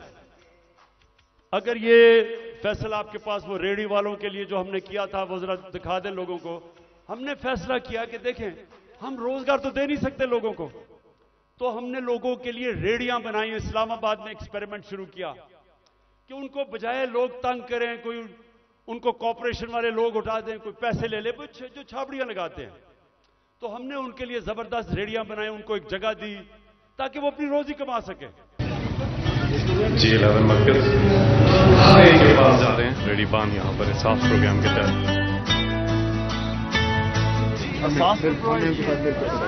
जी बहुत शुक्रगुजार हैं आप लोगों के, हमारे बारे में इतना कुछ सोचा सर भी आप लोगों।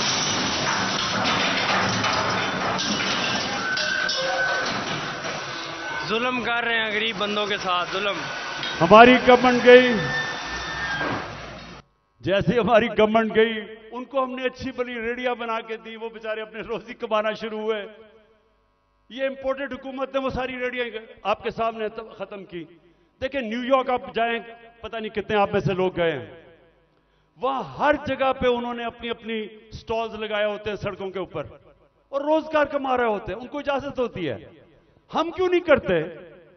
वो बेचारे पॉश एरियाज के अंदर, इस्लामाबाद के ब्लू एरिया में नहीं जी, वो खास कोई लोगों का इलाका है जिधर बेचारा आम आदमी रोजी नहीं कमा सकता। तो इसके ऊपर भी इंशाल्लाह अब हमने प्लान बनाया हुआ कि सारे पाकिस्तान में आम लोगों को मौका दें, अपनी जगह बनाएं ताकि रोजी कमा सके, बच्चे पाल सके।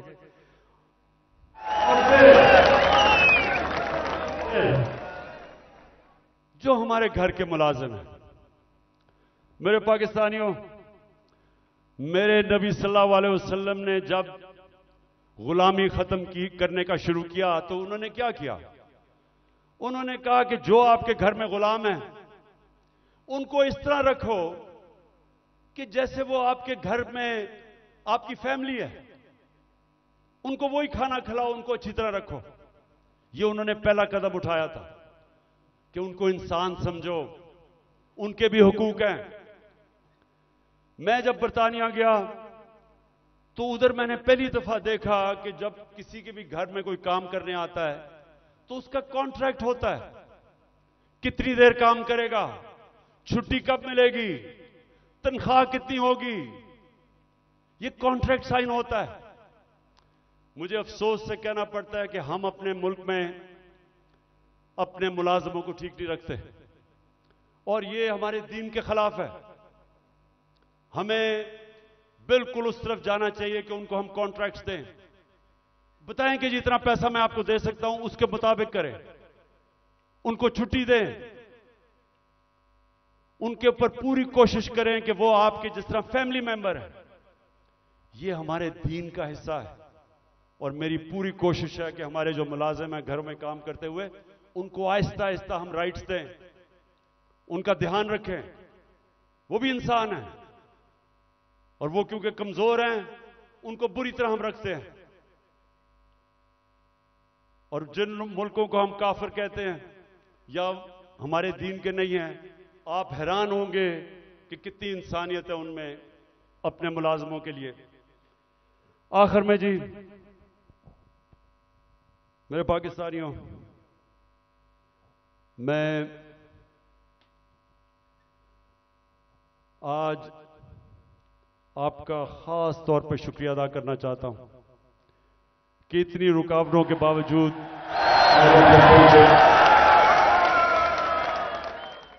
मैं आज फिर से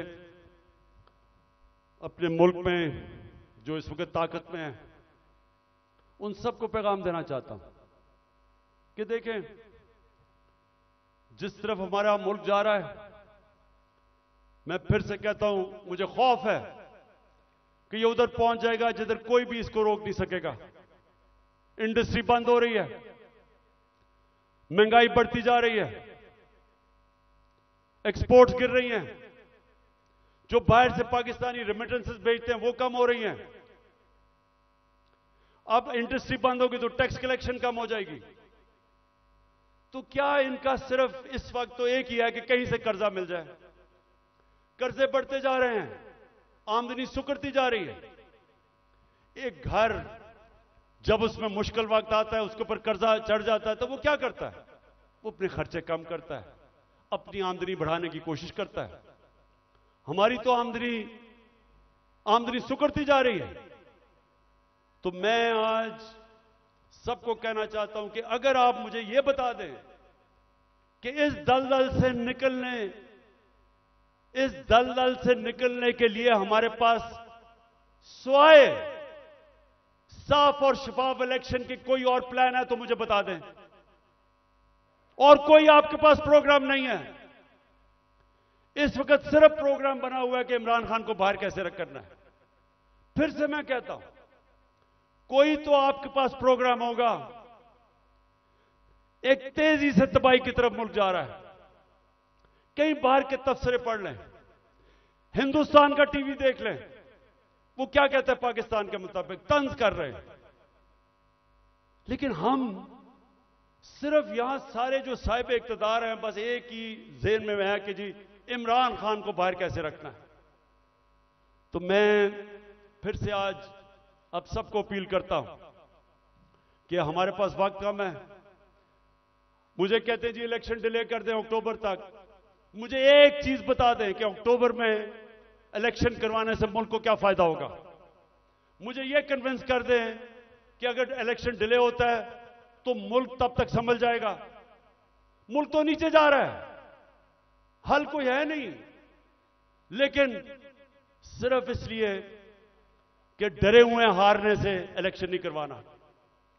तो मैं अपनी सारी कौम को भी आज कहना चाहता हूं कि पाकिस्तानियों, आपने याद रखना है कि आपने किसी सूरत जालिम के सामने सर नहीं झुकाना। आपने अपनी आजादी के लिए ये जो खौफ का बुत है इसको तोड़ना है।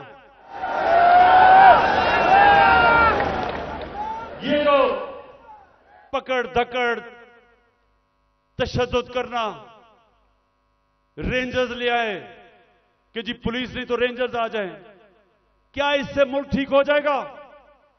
क्या इससे लोग डर जाएंगे? लोगों ने नहीं अब डरना। ये जितना आप ये जुल्म करेंगे, लोगों की नफरतें बढ़ेंगी।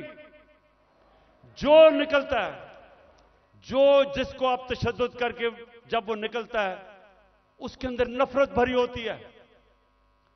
मुझे तो पहली दफा पता चला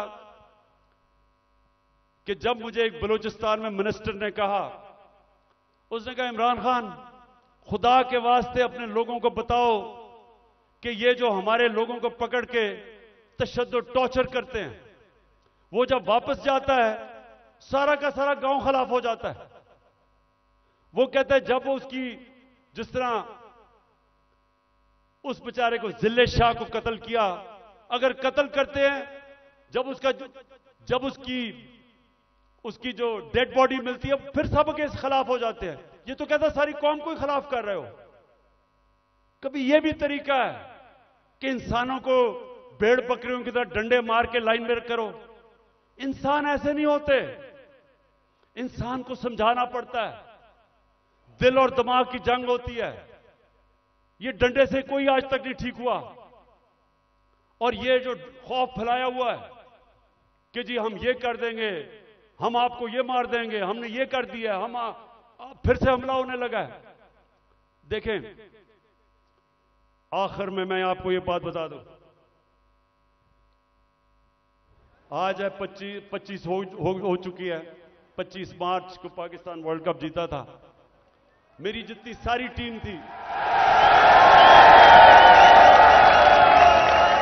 मेरी सारी टीम, और वो अभी सारे लोग क्रिकेट के ऊपर बातचीत करते हैं, कभी उनसे पूछें, सारी टीम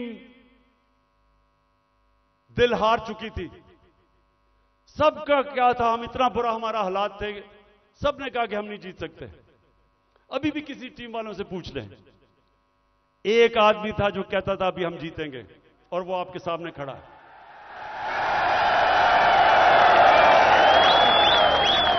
आखिरी गेंद तक लड़ने वाला कप्तान था मैं, और अभी भी आखिरी गेंद तक लड़ूंगा अपने मुल्क के लिए। मुझे किसी का खौफ है। अल्लाह कुरान में कहता है जो लोग ईमान ले आए अल्लाह उनके खौफ दूर कर देता है, खौफ से आजाद हूं। मैं सिर्फ अपनी कौम को तैयार कर रहा हूं कि जो अब आगे हमारे सामने चैलेंज है, वो जिस तरह अभी तक पाकिस्तान चल रहा था, इस तरह हम चैलेंज नहीं जीत सकते। अब जो हम चैलेंज जीतेंगे, जब पाकिस्तान एक कौम बन जाएगी, हम एक कौम बन के इस मुल्क को निकाल लेंगे इस दलदल से। जर्मनी और जापान तबाह हो गए थे सेकेंड वर्ल्ड वॉर में, दूसरी जंग अजीम में तबाह थे दोनों मुल्क, क्योंकि वो कौम थी। दोनों 10-10 साल में खड़े होकर अजीम पावर्स बन गए। ये जो चैलेंज है, ये हम सिर्फ एक कौम बन के जीत सकते हैं, और कौम बनेगी जिसकी बुनियाद रखी जाएगी इंसाफ के ऊपर, कानून की हुक्मरानी के ऊपर। और इसलिए आखिर में हम अपनी अदलिया को आज पैगाम देना चाहते हैं कि कौम आपके साथ खड़ी है, और आपने आइन की हिफाजत करनी है, और इंशाअल्लाह हम इस मुल्क को एक अजीम कौम बनाएंगे। पाकिस्तान जिंदाबाद।